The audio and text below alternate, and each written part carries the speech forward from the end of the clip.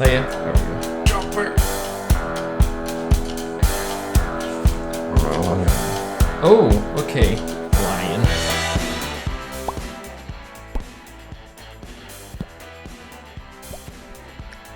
I guess like those kind of microphones always make you sound like your voice is very sexy. It sounds like almost like a voiceover into a movie. It makes me want to do the Russell Crowe in the Gladiator when he's like, "Add my signal, unleash hell."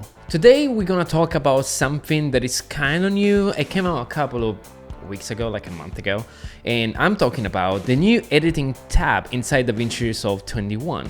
Now, this is kind of interesting for me because like this entire time everybody's been editing on Lightroom and Photoshop, so then there is only been those, which I find that always kind of annoying. I love Lightroom and I love Photoshop.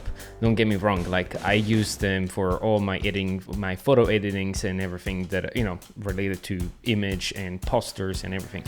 But the only thing that I'm kind of annoyed about it is the fact that there is always like a monthly subscription instead of having a one-time purchase where you just you buy the program and that's it, it's done.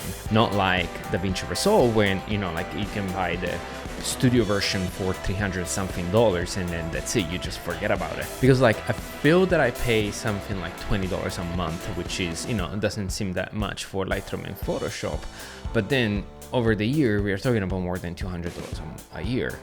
So I am very happy that companies like Blackmagic, through DaVinci Resolve, they created a tab for photo, and I want to show you today if it's worth it, if it's good, and what's good about it, what's bad about it. So let's just dive into it. So now we are inside DaVinci Resolve Studio 21. We are into the editing area, the editing tab, and as you can see on the bottom now we have a new tab, which is the photo tab. So what you do in general is you upload your photos like you would do the same thing as like for your videos.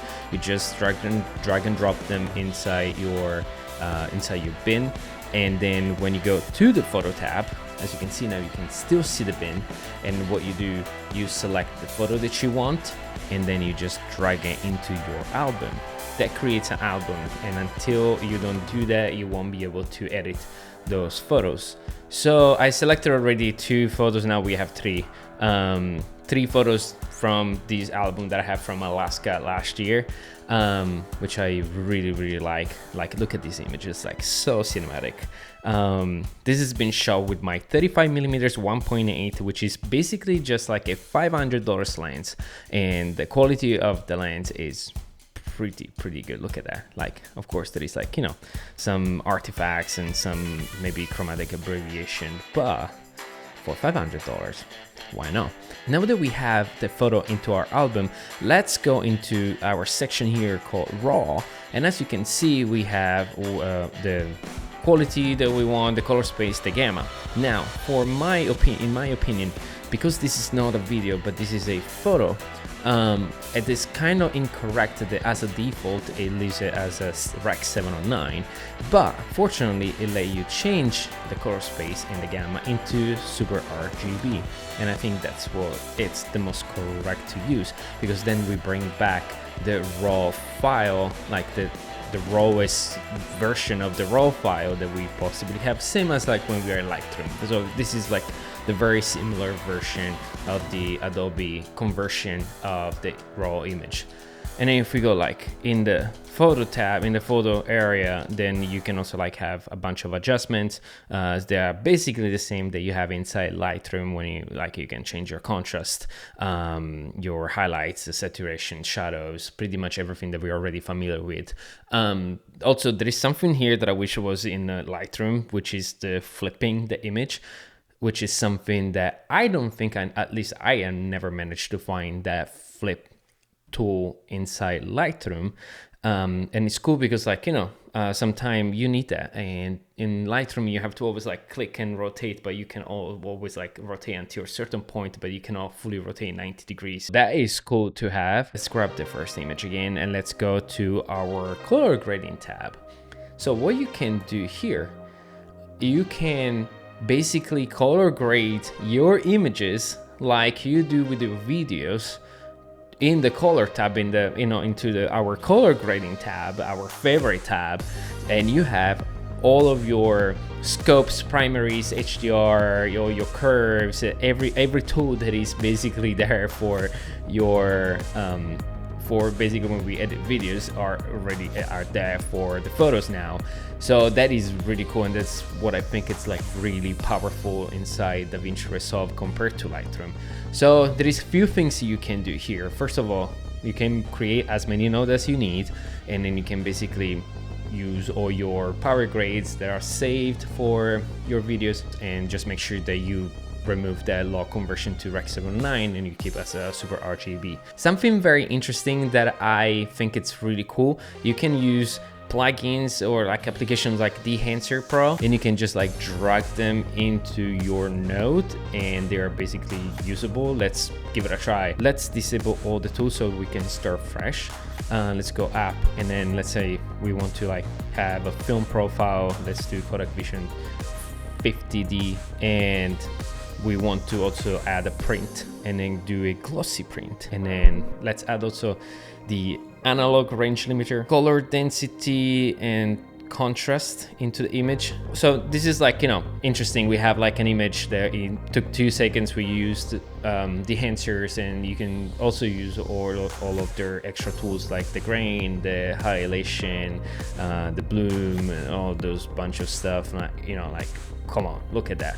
Like everything that you have inside videos just into the photo tab now. This is like a dream coming true. I've been waiting for this for so long, and I was just wondering why we could have not done that before.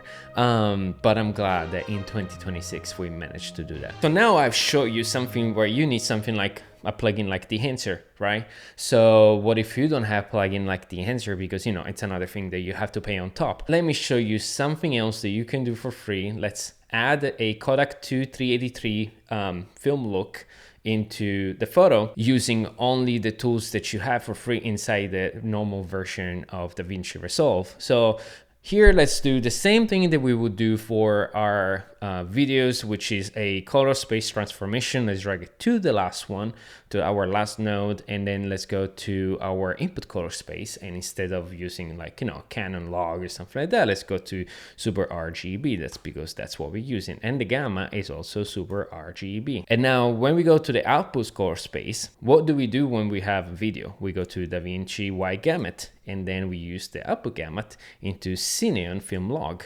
This creates this like super log image with a low contrast. And then let's add an extra node on the end. Let's go to LUTs and let's go to film looks. And now if we drag and drop our film look Kodak 2383 LUT, that's the result. And I haven't done basically anything. I just like changed the color space and then add the LUT.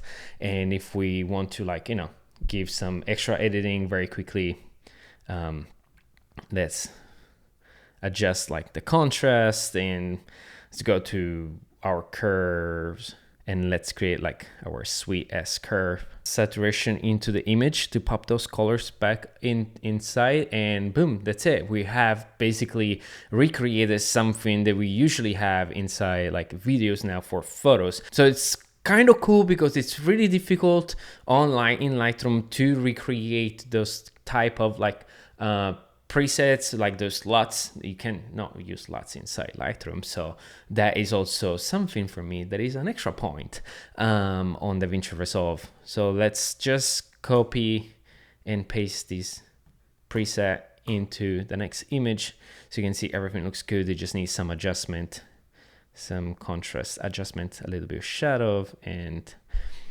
go to our primaries. Let's bring our overall exposure down, and maybe we are in the log area, and maybe our gamma a little higher, and lifts, let's bring them down.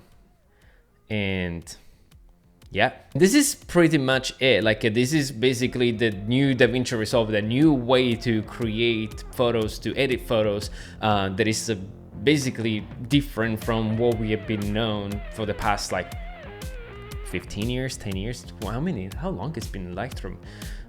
going on. I have no idea. I feel like that it's been there for forever. Photoshop for sure. I remember like 20 years ago it was already there. You can chat GPT and Google it or find out. This is the new version of DaVinci Resolve, DaVinci Resolve 21 with the photo tab. I am very happy that Blackmagic have created something innovating like that for us, where if you start a project and you have a bunch of videos and photos, now you don't have to switch back and forth between Lightroom and DaVinci and Photoshop or other app. You can do everything in one single app, and that's, for me, it's very powerful and it's very important. Thank you very much for watching this video. Hopefully that was very helpful to you, and I hope that I have shown you something cool that you're gonna start using from today. And yeah, why not? See you next time. Probably see you next week. Bye bye. Actually, ciao.